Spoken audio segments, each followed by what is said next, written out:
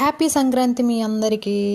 So ఈరోజైతే 3 గంటలకైతే లేచానండి. లేచి ఇల్లు మొత్తం కడిగి ఇంకా స్నానంకైతే రెడీ అయిపోతున్నా.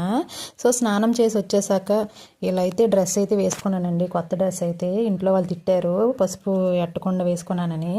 ఇంకా దాని తర్వాత ఇంకా దేవుడికి అయితే బాగా శుభ్రం చేసేసి బొట్లన్నీ పెట్టేసి ఇంకా బట్టలకైతే పసుపు పెట్టేస్తున్నాను. ఈరోజు సంక్రాంతి కాబట్టి మాకు 5 కల్లా పూజ అయిపోవాలని ఇంకా ఎర్లీగా లేచామండి. ఇంక ఇంట్లో అయితే ఆ ఇంట్లో అయితే దీపం అయితే పెట్టేస్తున్నాను.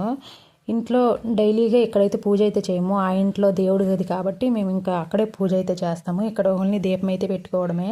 కుకింగ్ వీడియో అయితే చేయలేదండి. సో అన్ని వంటలు కూడా త్వరగా అయిపోవడం వల్ల నాకు టైం లేక నేనైతే తీయలేకపోయాను.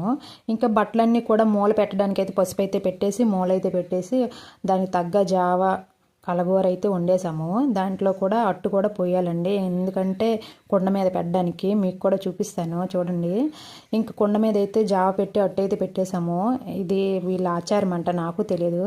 ఇంకా 3 పేరెంటలు వచ్చి పలదానం అయితే ఇచ్చేసాము. నేనైతే ఇంకా వంట అయితే చేస్తానండి. ఫుల్ వీడియో కావాలంటే అప్లోడ్ చేస్తాను. ప్లీజ్ లైక్ అండ్ సబ్స్క్రైబ్ అండి. ప్లీజ్ మీ సపోర్ట్ నాకు చాలా అవసరం. సపోర్ట్ అయితే చేయండి.